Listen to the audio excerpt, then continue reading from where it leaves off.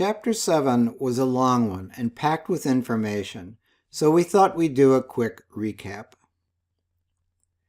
The author's detailed account of waters began with waters he described as Helodea and Stasima and Limnaya, in our shorthand, standing waters. Being standing without a runoff, these waters necessarily have certain permanent qualities and certain effects on humans.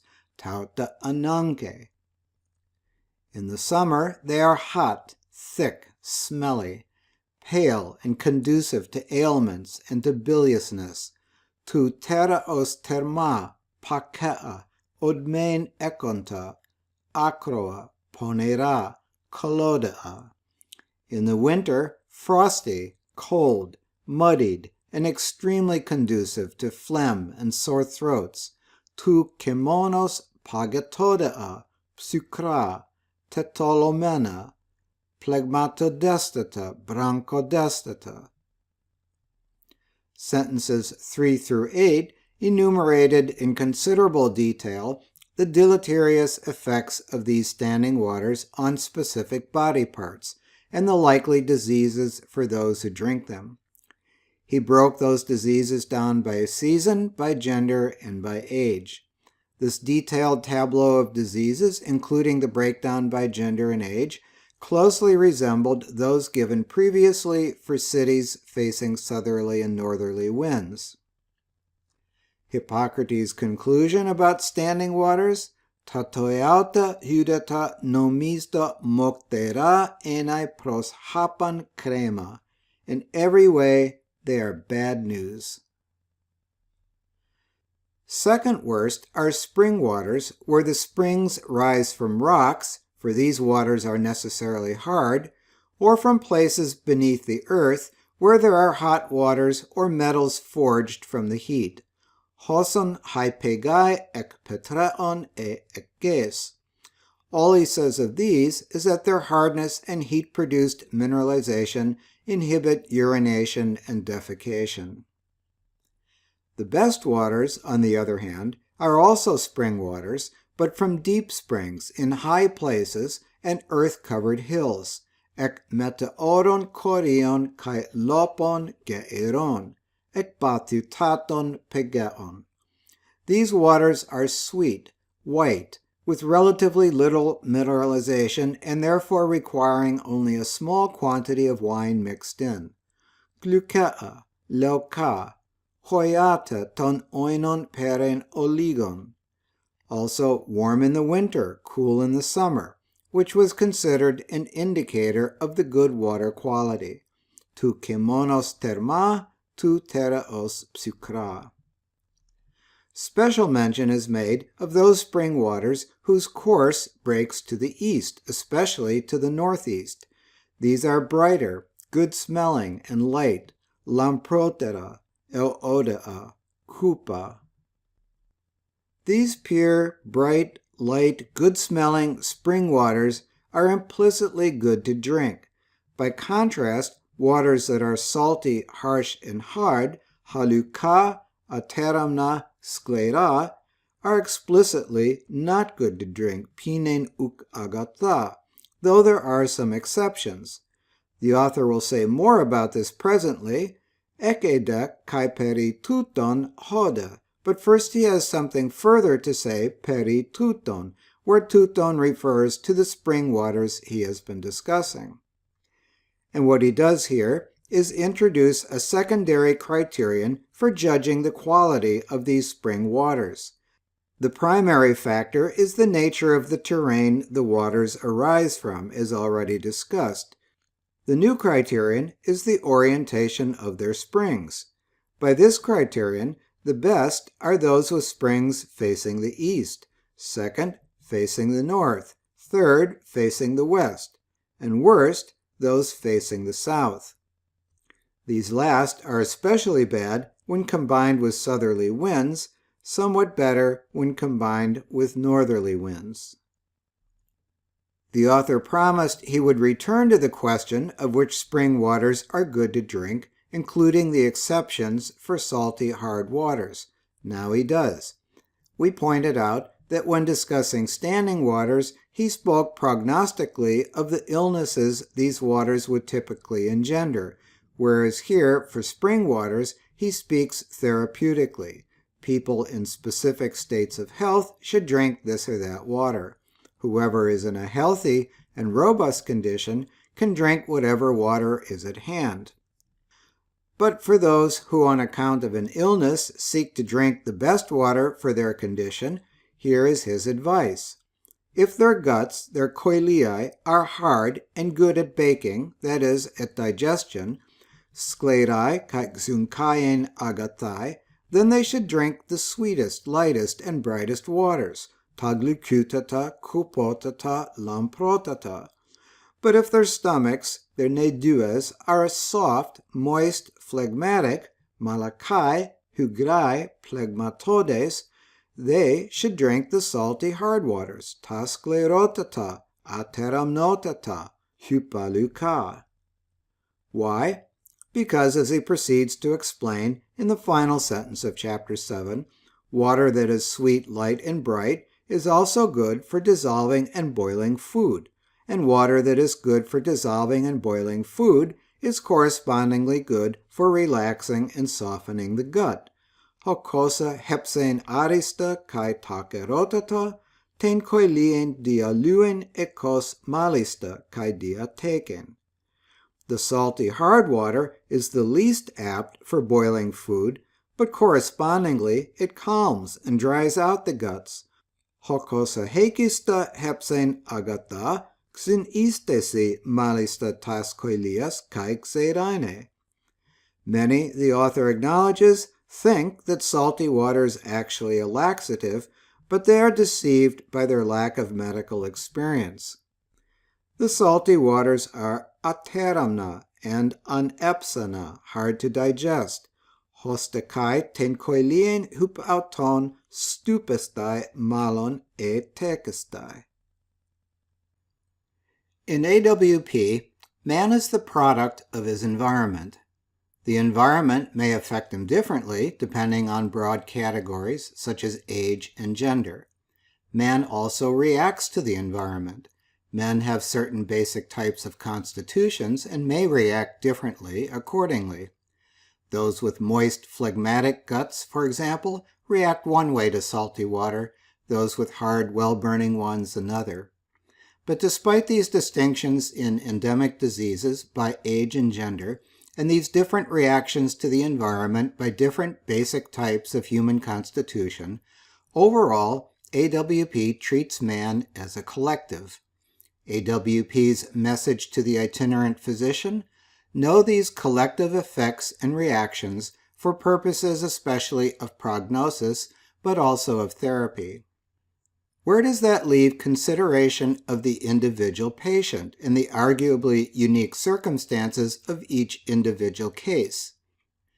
The only hint of recognition of the individual in AWP is in the introduction, when the author says that, with his knowledge of the cycle of seasons, the physician will be able to say both what the general maladies are that strike all residents collectively in summer and in winter, tanosemata pankoina, and the maladies that each individual might incur as a result of a change in their regime, tanosemata idia hekastoi, but he never follows up on that theme.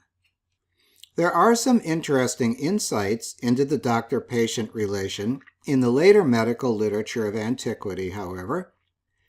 In the preceding video on Chapter 7, you saw an excerpt about water from the ancient physician and author Rufus of Ephesus, specifically as excerpted in his Collectiones Medicae by the compiler Oribasius.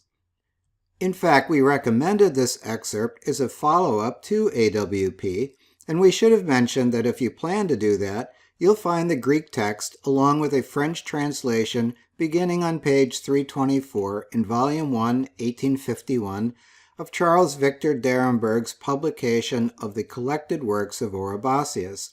In fact, since it was already published there, d'Arenberg and his successor editors decided not to reprint it in their later 1879 publication of the collected works of Rufus. Rufus was highly regarded and wrote something in the neighborhood of 100 medical treatises. Eclipsed by Galen, most of these works were either lost or have only survived as excerpts and fragments. One treatise did survive intact, but the dominant manuscript was only discovered among some manuscripts purchased by a Frenchman from a monastery in modern-day Turkey and brought back to France in 1843. Its Greek title is Iatrika Erotemata, Physician's Questions, and its editio princeps was in the 1879 Oeuvre de Rufus de Fès. There's a 1970 critical edition by Hans Gärtner for Teubner, but at least right now it's out of print. However, the Teubner text is embedded in a 2015 Oxford PhD dissertation by Melinda Letts that is about this work. She calls the dissertation Questioning the Patient, Questioning Hippocrates, Rufus of Ephesus, and the Limits of Medical Authority. Search on that title and you can download it as a PDF. The message of Iatrika Erotemata to the physician: your knowledge is not enough. To arrive at the best diagnosis and therapy, you must question the patient. Does that message strike you as contrary to Hippocrates, at least to AWP? Hold that thought. Rufus states his message simply and clearly at the outset. Erotemata kre ton nosunta erotan, exon kai diagnostee ton perite noson acribesteron kai therapeutee kalion. Proton de ekeno hypotithemi tas pelses autu tu nosuntos poestai, matois gar an entenda. In Dr. Lett's translation, you must ask the patient questions. By doing this, you will more accurately recognize anything connected with the sickness, as well as providing better treatment. That is my first principle. Put your inquiries to the patient himself. From this source you can learn. And Rufus goes on to enumerate the many vitally important things you can learn about the patient's condition by asking the patient, or if the patient is unable, asking those around him. Things which in many cases you can only learn by asking the patient, since they are impossible to discover simply by observing the patient's external physical symptoms and consulting your own expertise. For example, you can tell a lot about the mental and physical state of the patient by the coherence or incoherence of their responses, and by the strength or weakness of their voice. When did the illness begin? What is the patient's constitution and habits, dietary and otherwise? How has he or she reacted to previous medications? What is the quality of their urine and feces? Dreams can be significant when they reflect a condition of the four bodily humors, etc. It sounds very much like a contemporary doctor's visit, minus perhaps the interpretation of dreams. Cantutois uk estin hoti par he autu dunait an mathen ho iatros, e me punthanoito e tu nosuntos e heteru ton par onton, goes a typical sentence in the treatise. In these matters, too, the physician will be able to understand nothing by himself if he does not inquire of either the patient or some other person present. And now back to the question about Hippocrates. Rufus ends this relatively short treatise, which like AWP may have initially been a spoken lecture, with a prebuttal of an anticipated criticism. A criticism that his advocacy of a patient-centric approach is somehow in opposition to the great Hippocrates. The prebuttal is contained in a very long, winding sentence. I'm going to read the Greek first in its entirety, then I will break it down while translating it.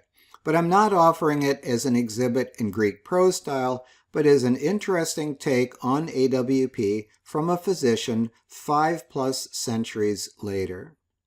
Edetis Pesea me enantion gignosken Hippocrate, hos de technen elegen ex eurekenae di hes dynesetai ho iatros apicomenos es polin hes aperosesti, perita ton hudaton edenae kai periton horon, hopos tois anthropos hai koiliai ekusi, kai pilopotai esi, kai edodoi, kai periton nosematon hopoie epidemen ethistai, kai hygiunaikes hopos prostus tokus diakentai, kai hosa ala ekenos hypesketo te tekne medena eraton ton epikorion ala par he autu manthanen. Tauta de etis properon epimempoi tomoi hostoi aristoi ton iatron periton megiston u sungignosconti, lega prosekenon uden meton ekenu atimazden, ala tamentina kai hutos heuretenai perite horon katastasaos, kai pysaos somatos, kai diaites tropon, kai hudaton ten koinen aretente kai kakian, kai nosematon ten koinen idean, tada historias tes paraton enoikunton esten diagnosin kresden, kai malista hosa atopa kai xena hekastois hyparche. Tu mensopismatos kai panu agamai ton andra, kai polake kalos autoi ex euretai. Para keleomaide mede ton erotematon ap istastai, ton melonta orthos hyper hapanton gnosestai. Edetis pesea me enantion gignosken Hippocrate, if anyone should say that my thinking is opposed to that of Hippocrates, hos de teknen elegen ex eurekenae dihes dunesetai ho iatros apicomenos es polin hes aperosisti, who, as you know, used to say he had discovered an art with which a doctor, arriving in a city unfamiliar to him, and this clearly is quoting the beginning of AWP, would be able to perite ton hudaton edenai kai periton horon, know about the waters and about the seasons, hopos tois anthropos hai koiliai ekusi, kai pilopotaesi, kai edodoi, and the condition of the inhabitants' bowels, and whether they are fond of drinking and eating, kai periton nosematon hopoia epidemen etistai,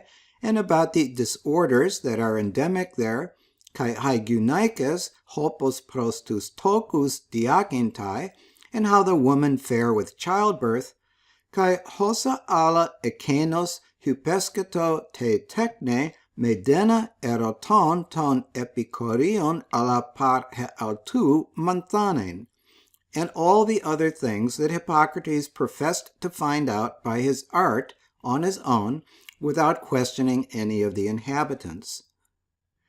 The protasis is so long that he reprises it before proceeding to the apodosis.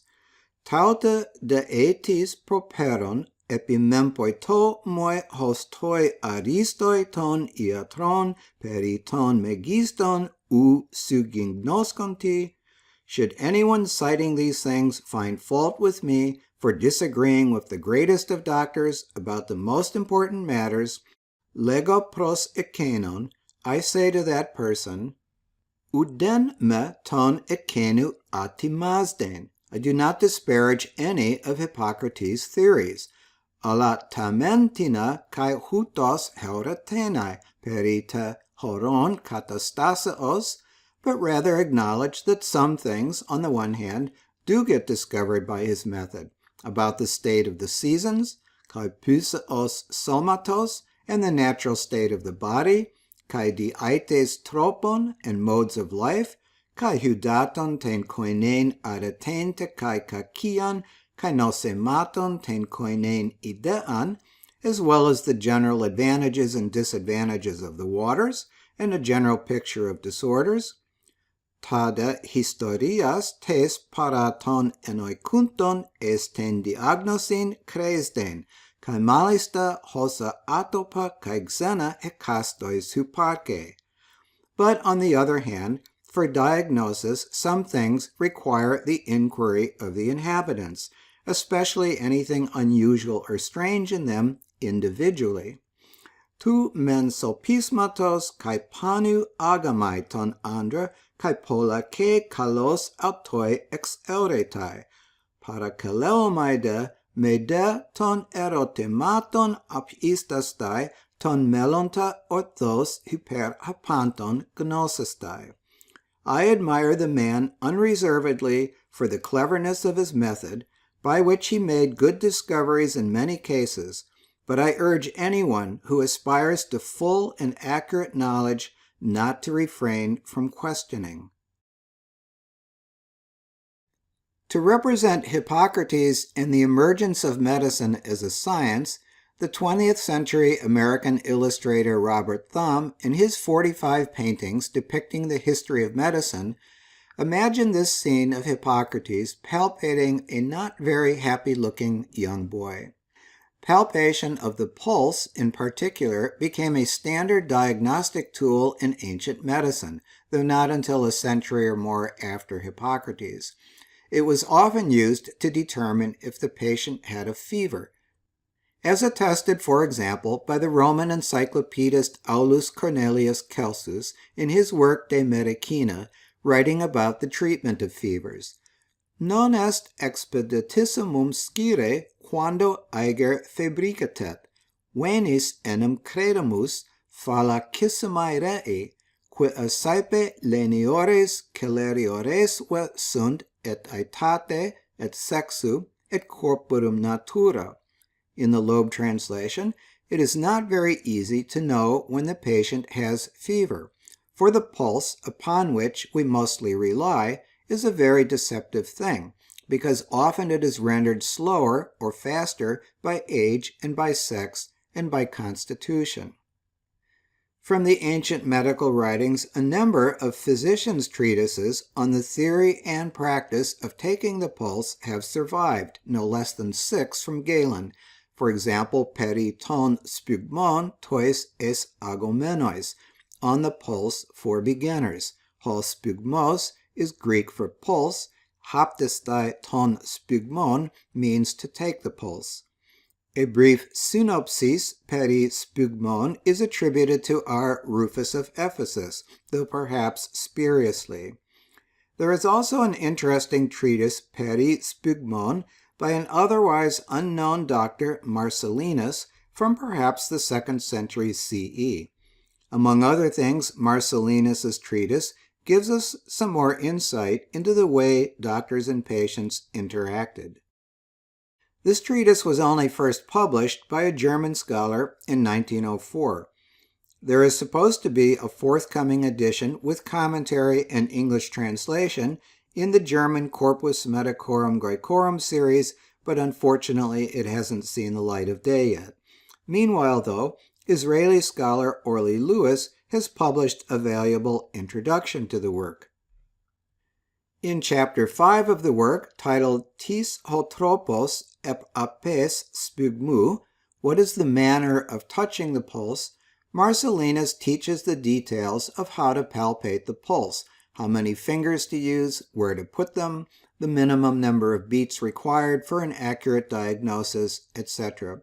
But he first speaks to how the patient should be approached, from the perspective both of smart doctoring and of professional ethics, sometimes called deontology, from Greek deon.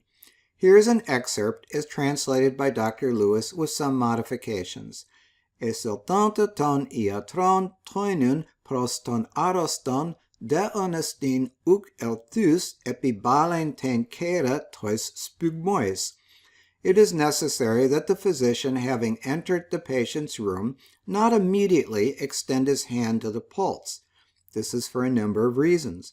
Proton mengar aprepes kai hypagroikon enai nomisteon epistanta toi nosunti ton iatron haptistai para crema ton spugmon. First, because one must deem it indecent and clownish that the physician, having approached the patient, should immediately set about palpating the pulse. Delteronde diaspudes elelithota proston aroston hoia symbainen eoten, e cosistin eti kai toi pneumati tetaragmenoi kai meteoroi tuncanonti pros pelas denten hapen. Second, it is likely that, having approached the patient in haste, as happens regularly, the physician will apply his touch to a pneuma that is still troubled and unsettled. Pneuma here reflects the belief in antiquity that it was breath that was drawn into and expelled from the heart and arteries rather than blood. Pros de tutoi autos ho tu kamnontos spygmos tropentina kai aloiosin hosapito pleston anadeketai pros ten esodon tu iatraontos, etoi gegetotos di elpidos takeas an arosaos kai malista e polen hoiatros hexin eke e dedoikotos di apolean accusistaiti paulon para tu iatru. In addition, the pulse itself of the sick person generally undergoes some change and alteration in anticipation of the physician's entrance, either because the patient is rejoicing in the hope of a swift recovery, and especially if the physician has a strong reputation, or because he is frightened of hearing from the physician something bad concerning death. Kai eidoste kai ekplexis aloi ustai poe ton spygmon tu nosuntos pros ton esodon, semnoterute kai axio prepus ontos tu iatraontos pros paedas esiontos, e parthenus e gunaikas uk etis menas horastai proteron e kai idiotikon bion ep an ere menas. And awe and fear alter the pulse of the sick in expectance of the physician's arrival, when a physician who is revered and very respectable enters into the presence of children, girls, or women who were not previously accustomed to be seen in their private life or to be repeatedly questioned about it. Marcellinus continues with advice that sounds almost verbatim like that of Rufus of Ephesus. Tuton un Heneca kai ton tutois homoion, ucre prosten proten esodon eltus para crema haptestai ton spygmon, punthanomenon de peri tu nosematos, malista men par autu tu kamnontos, an elstate tuke ton logismon ekon, e kai para ton oikeon. Hoion apopoias propasaos enosos erxato, kai peri. For these and similar reasons, it is necessary to not upon first arrival immediately begin palpating the pulse, but rather to inquire about the illness, especially from the patient himself, if he is of sound mind, or even from family members. Inquiring, for example, on account of which cause the disease rose, etc. Compare all this to what Celsus says in the passage from De Medicina we started looking at before. He was talking about the common use of pulse palpation to detect and measure a fever, and how deceptive that could be. Contra, saepe venas concitare solet balneum, et exercitatio, et metus, et ira, et quilibet alaus animi adfectus, adao ut cum primum medicus venet, solicitudo aegri dubitantes quomodo illi se habere videatur et as moeat. On the contrary, the bath and exercise and fear and anger and any other feeling of the mind is often apt to excite the pulse, so that when the practitioner makes his first visit, the solicitude of the patient who is in doubt as to what the practitioner may think of his state may disturb his pulse. Obquam causam per iti medici est, non protenus ut venet ad prehendere manu brachium, sed primum decidere, hilare vultu per contarique quem admodum se habeat, et siquis eius metus est, et probabili sermone lenire, tum dende eius corpori manum admovere. For this reason, an experienced practitioner does not seize the patient's forearm the moment he comes, but first sits down and with a cheerful countenance asks how the patient finds himself, and if the patient has any fear, he calms him with agreeable talk, and only after that moves his hand to touch the patient.